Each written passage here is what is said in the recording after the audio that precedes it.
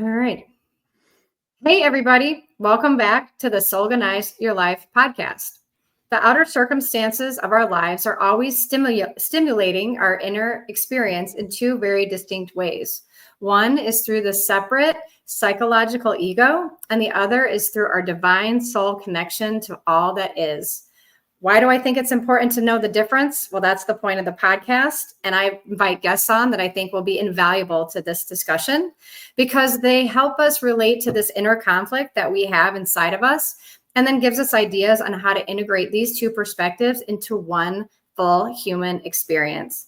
So today I'm excited to talk to Dr. Fitz. We just spent 20 minutes chatting before I hit record and it was lovely already. So I'm even more excited to speak with him. He's a psychotherapist and a dream worker, which we haven't had yet on the podcast.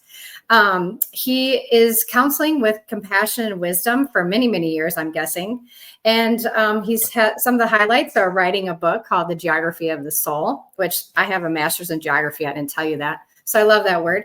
And he has a dream hotline that he explores on his own podcast, which I hope we touch on a little bit today. And also has something really exciting going on that he's going to speak about, hopefully, that he's now a specialist to the military as a counselor. And I'm super excited for that, especially during all of the wars that are happening right now on our planet here in November of 2024. So I'm done babbling. Dr. Fitz, please jump in and say hi.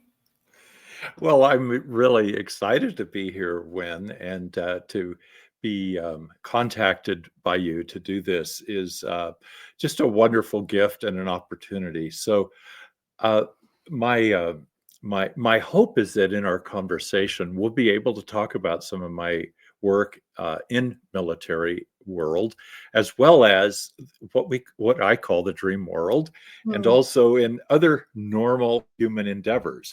Yes. That's kind of the state of our world, is that all of this, as bizarre as it is normal. Yes. And how do we sort that out? And your beautiful word, Soulganize. How do we navigate ourselves so that we honor our deepest heartfelt values or soul of who we really are, and be effective in the world and be effective for our sake? Have you heard that joke about people who are born in a sane asylum don't know that it's not normal? Yeah, well, okay. Like what you said, it's normal to be in war, but it's probably not good. It is. It's right. We've normalized awfulness, and we've normalized craziness, and with respect for people that go through traumas and other events in their lives where a hospital is the most necessary thing for them. Many years ago in my chaplaincy training, I worked on a psychiatric in a psychiatric department, and I was young and doing all of this stuff, and so I was depending on other professionals and kind of model for me. And one time in one of the groups that I was with, one of the seasoned staff members held up his keys, and he says, "Sometimes the only difference between who I am and who I am working with is that I have a key to unlock the door and leave." Oh my gosh. It's like, talk about egalitarian understanding of who we are as humans. Yeah. Wow, that's a powerful statement from somebody who's there. Wow. And so you're also a chaplain. Yes. Wow. Yes. Okay. Yes, I have a deep theological background, very liberal, I need to say, because that is something near and dear to my heart, and expansive. In addition to being trained in psychology, I'm a licensed marriage and family therapist, and sometimes I wanted to brag about this. Now I'm getting embarrassed, but I'm licensed in 6 U.S. states, and it's like, why do I need that? And that leads into the military thing, is that oftentimes a person who is assigned to a military base has to be licensed in the state in which the installation is. Well, for people who are not therapists, being licensed in 6 states is like I mean, that's almost impossible. So you must be really good at what you do. Well, thank you. We'll just let that be. Uh, Thank you very much, and Yeah. let's hope people don't find out the truth. All right, so let's get into the point of the podcast, right? It sounds Mhm, like if you were a chaplain as a younger person, that mhm. you must have always, or at some level, knew that you had a soul. When did you discover that you had an ego?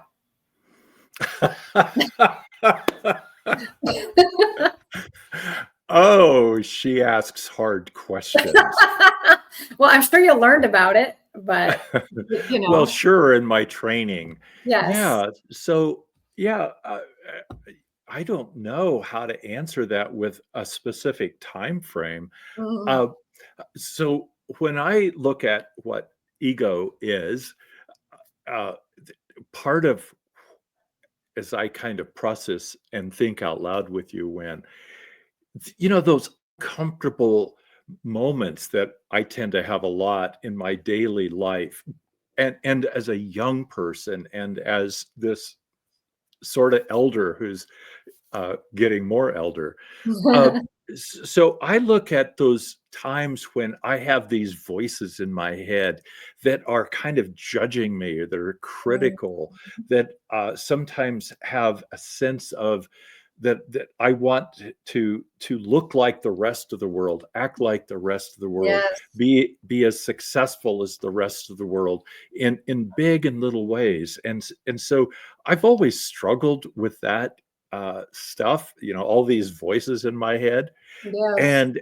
and how do I listen to, may I say, and out of it, my ancient theological side, that's how do I listen to that still small voice Mhm. that is always there, that questions some of those scary times or those egocentric times, moments and thoughts, that also says, is this who I am? Is this really what I want? Is this how I want to to be in the world? So those are hard questions you ask, and I don't I suppose, at some level in high school, college, graduate schools, that I heard the word ego, and so Yes. it's like, that fits. And studying Freud and some of those other very esteemed pioneers, that stuff filtered in, and so I have my own definition of it, but that's kind of where I learned about ego. Yeah, from actually studying it and from the psychological perspective, right? Correct, yes. Yeah. So before you learned about your ego, what was your sense of connection to your soul? How did you define that? Mhm. Well, I described some of this in my book. As a young person raised on the Nebraska prairie, which Mhm. is both a kind of a curse and a blessing, high winds, desert-ish, hard work on the farm, and Mm, also those moments when there's a kind of spiritual oneness with yes. all that is around. Mm, And I was raised in a very conservative religious environment, and that part of me labeled soul very easily, very early. I knew what that was. Now, it was a limited understanding, in some of the more fundamentalistic sense. It was like, am I going to burn in hell? Is my soul going to be in mm, hell mm, because of sins or not behaving in a certain kind of way within this conservative framework? So the word soul has always been, and there have been beautiful moments, even through some of those what I call shame-based, abusive religious experiences, that mhm. I also felt this oneness, this sense of connection with nature, this sense of beauty with other people, with all of life, and so that would kind of hold me and sustain me. Now, Yeah. I understood those in somewhat traditional religious terminology, and yet as I grew and changed, that part of me changed dramatically. Yeah. So like you're saying, as a child, when you're unaware of the dynamics that we're talking about, the ego versus the Mhm. soul sort of Mhm. perspectives, you had a beautiful perspective of the soul as just feeling connected to the earth and nature and the wind and whatever is happening to you on the Mhm. Nebraska prairie, which I can appreciate. When I was a kid, I just ran through parks and forests. Like my parents, would just let us go. And I ran Mhm. along rivers. And I remember thinking, I'm connected to all of this. I don't know what that means, but I just remember feeling that. And I didn't have a religious upbringing, and you did. And you're saying, so there were other very structured ways that people talked about soul, but also that meant that there were things that your soul could do wrong, or you could do wrong, or your soul would be punished for doing these things wrong. Mhm. So you had that Mhm. sort of inner conflict maybe already as a child. And then when you went to Yes. psychology, you started to maybe understand, oh, the judgment, the shames, the feeling isolated or left out, or that I'm not enough. You were able to psychologically understand, okay, that's just the ego within the church, or something to that effect. Yeah, something yes, exactly, Yeah. something to that effect, because for me, it's been a process and a lot of push, pull, stop, start, Yeah. and insights, and then, like, oh, all of that's washed away. uh, Hmm.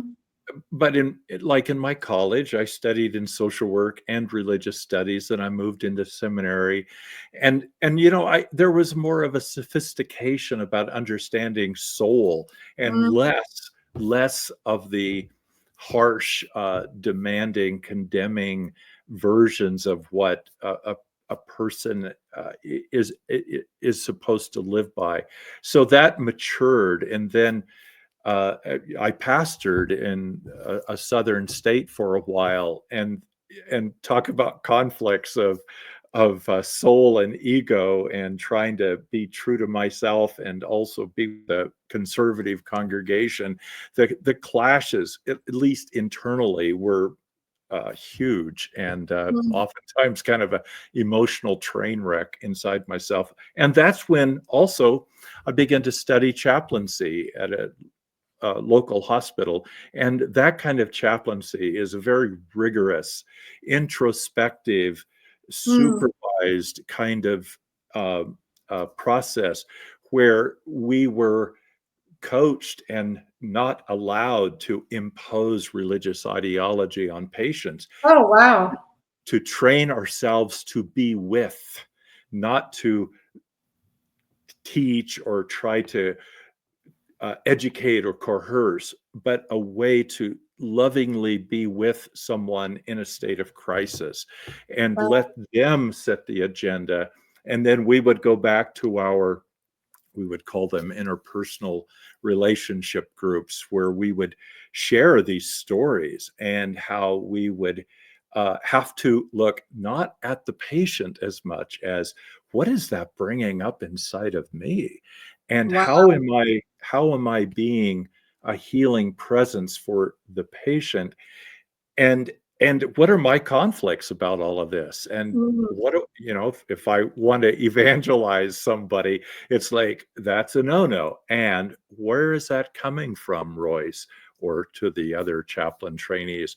So there, it was a very introspective process, and so that helped me continue to expand. And that's when I diverged in a way. And it's like, yeah, pastoring, as beautiful as it is, and I do miss it, and I talk about that in my book too. And yet I knew the structure, that old religious structure and institutionalism, my soul wasn't fitting. Mm. It does, and it does for some people. So I'm not judging others, and I knew for me it wasn't going to work. So that's when counseling became the next best thing to do, to learn how to be with people in this way. Yeah, so that's how I've heard people say life is the sadhana, which I think is an Indian way of saying like life is the teacher. And basically what you're saying is that time in your life having to go through the chaplain training, where it wasn't Mhm. about evangelizing or anything other than being a presence of space for the person to set the Mhm. agenda. And then Mhm. you go back and the focus is on you with the teacher. The teacher's like, what came up for you? Oh my gosh, that just sounds like invaluable training to discern, right? The ego versus your soul, which is Right. desiring to heal people. Yeah, Who that's cares well what s their religion is? that's well said, when how Yeah. the ego and the soul conflict, and how to listen to the soulful self to be Yes. with others and to be with one's own self. Yeah. And then to your point, though, your ego, which isn't all bad, also is attached to being with others in that Mhm, space and mhm. learning more. Like one of my one of the other guests called it the intrinsic ego. He's like, I need to know where to put the spoon so that I can feed this bag of bones, you know? And I thought that was like, yeah, we do need to know that we are a separate thing, because the soul wants us to have that experience. It wants Mhm. you to have this separate experience of me being Win and you being Dr. Fitz, you know, like, so that's interesting in itself. And then how did we let the ego go too crazy, right? I mean, how did we let it? It's almost like, Right, you know, right. how did it get so big and so out of control and cause so much suffering in the world? You know, I know Mhm, the next thing you said you experienced was the Vietnam War, you know, which was right before mhm, I was born. I can only imagine, you know, what that brought up for you. mhm. Right, and so I want to be clear, I'm not a veteran, I'm not a Right. military person, and I experienced the traumas, plural, of Mhm. our nation, of myself, of my relatives, of of all of us who went through that era, and to some extent we still are going through that, and Yes. it set reverberations throughout our systemic soul that we are still experiencing. And almost every decision militarily that's made through our government always has the shadow of this Vietnam experience, and we don't Mhm. have to think about it all the time. It is in the air. So so that was difficult for me. I had many conflicts. Part of me said, "Yeah, support America, blah blah blah, and be anti-communist," that kind of thing. Mhm. And to some extent, that's ego, that we Yeah. have to preserve, some version of structure and prosperity that we decide is okay at the expense of others. And it's like, what's that about? And then the soul is wondering, how is this serving to be a healing agent in the world? And there cannot help but be conflicts. There Yeah. are This is a paradox, and we have to be open. I sound a little preacherly, sorry, but we have to be open to the paradox. We cannot live with just either or. It's Right. always a mix. Yep. And that's the point. I think that maybe the ego took over. It became more important than any connection that we feel to our fellow humans. You know, when I was talking to the man in Israel I was telling you about on a other podcast, you know, he Mhm, was we were talking about the how do you find like the compassion, like how do I call myself an American but make this person in Israel more important than me? Right? How do I call myself an American and make a communist more important than me? Like fine, let your ego have its identity, but don't make it more important than other people. And to your point, I think that's what I've watched our country do, is to be, whether they're told by other countries or whether we're telling other countries, we're more important.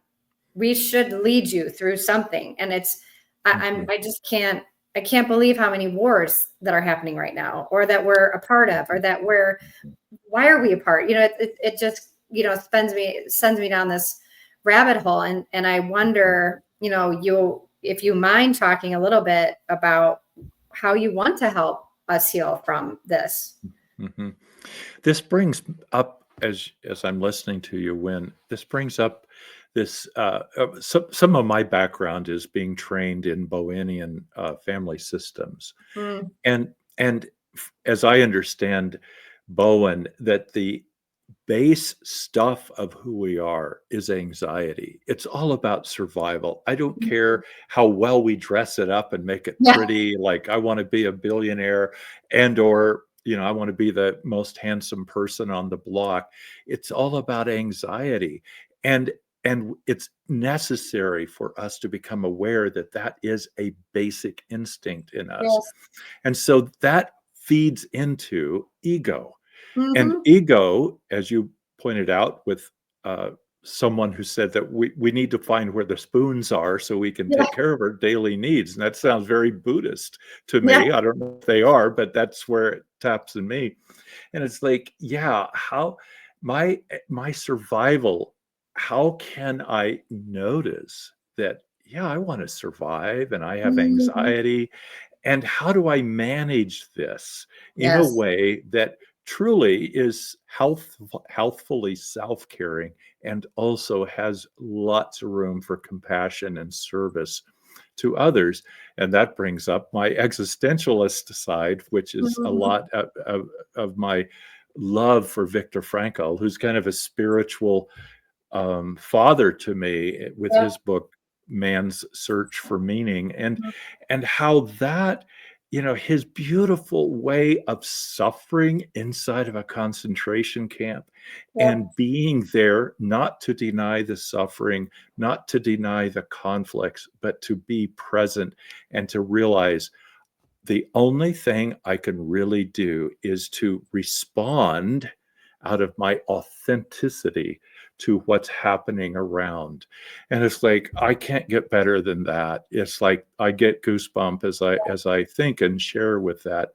And if it's okay, I'd like to kind of blend this over into my work in the military, uh, and to point out that as a soulful person, I have lots of conflicts about being inside the military industrial Mhm. complex, as we Mhm. sometimes crassly call it, because of its bloated budget and the fear mongering that happens every moment of the day. Mhm. And at a certain point in my life, I was needing a shift about what is my practice in life going to look like. And this is an opportunity that kind of emerged out of that kind of messy, soulful searching I was doing. And so then it's like, can I serve in as a specialized counselor for active military members and families when I have all of this anxiety, this concern, this worry about the destruction, about nuclear war, about conventional war, about all the wars that you've mentioned, when that are happening right now.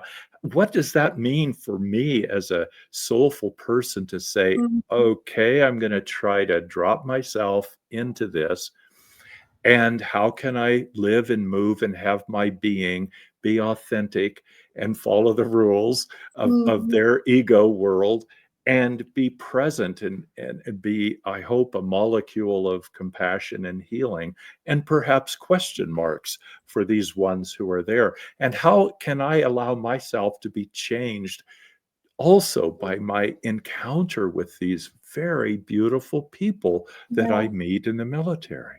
Yeah. Well, I would say God makes no mistakes, right? So to have, there's a reason for you to So, be there. so, so I'm going to tease you. I'm going to tease myself and tease the audience when you said God makes no mistakes. So my background in theology is something called process work, which is to understand that God is in process. If we believe Mhm. in God, God is experimenting and living and learning new things. And we on a molecular level are reflecting that. And we Yes. too are learning and exploring and experimenting with new things. So we're Yes. always expansive. So I I wouldn't use the word mistakes. I do love the word experimenting with an open Yes. heart. Yeah. Yeah. And so, you're beautifully showing a great example of how someone who was so concerned with the suffering that war created, that you now get to be the healer inside of that space. That I think often that is what is happening, right? Mhm, Our souls are putting us in a space of judgment, or allowing us to grow that judgment, and mhm, then saying, now mhm. go heal it. Right. And everyone will Yeah. be better when you do that. And they, in the Course in Miracles, they talk about, we're both the teacher and the learner in every, or the student in every situation. And what the military desperately needs, or the soldiers need, is someone to come in and create space like you did as a chaplain in the hospital, right? And then you're going to learn like you did, and then you're going to pull back like you did with in the interpersonal discussions, and they're going to say, how is it affecting you? And then both sides heal. Like, that's what God does. That is the beauty of God. Yeah, that's like an intervention of Yes. compassion. It's like, how does this happen? And I want to say this clearly. The military has a policy to hire counselors like me, and now they have good clinics on every base in the world. So my role is to be outside of the medical clinics. My job is off the record and undocumented, so that it's very chaplaincy-ish in a way, and that's to honor the chaplains that are there as well. But my job is to float around the base, to engage people, to have a cup of coffee, to walk in the hallways of the buildings, and they see my name tag, they kind of know what a military family life counselor is, or they may not. And my job is to educate and build relationships. And then not suddenly, it takes a lot of cultivation, these beautiful moments of someone pulling me into their office and saying, Royce, can we talk? And even though it's confidential, after a while of trust building, many times they don't care. It's like, let's talk in the hallways. And I've had some beautiful coffee shop or just hallways sit downs with people. And also there are people that will set up appointments. And as long as there's nothing dangerous or severely diagnosable, this is always off the record. And once they know that, it's like, yes, let's talk.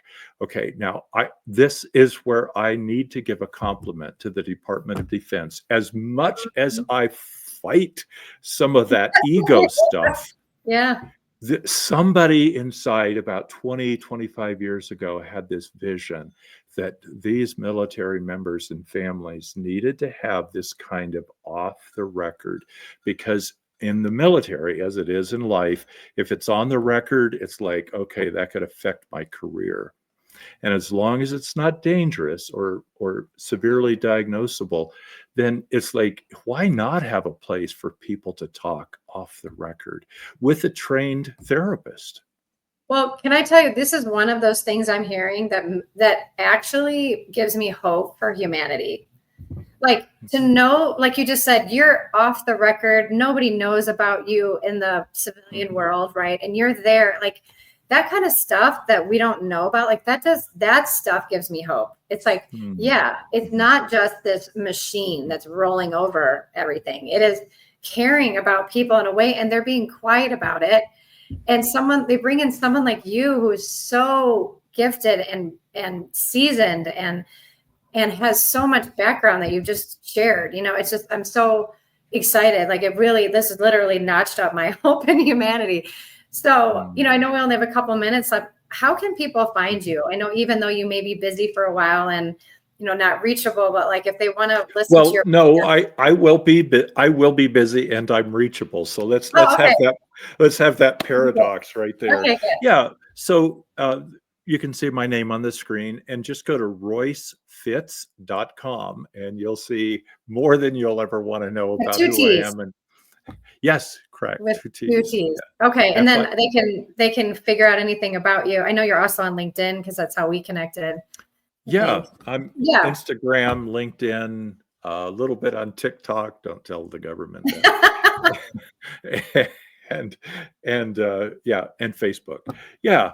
And, and if I may say, my book is on there, and it explains a lot of this stuff. If people want to get into searching their own soul through dreams or through the other journeys of life, that I would be honored to touch base.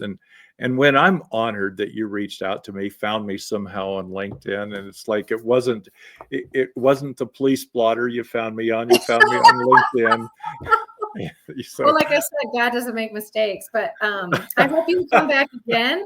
I hope you'll do another one on dreams, because I think that could be let's do half hour. But thank you. And I mean, this is one time where I actually mean it. Thank you for your service as you're going into the military. Like, I really mean that. So Thank you so much. Oh, you're welcome. And thank you. And, the blessings that you offer are beautiful. So Thank you. All right. Well, have a great rest of your day. thank you.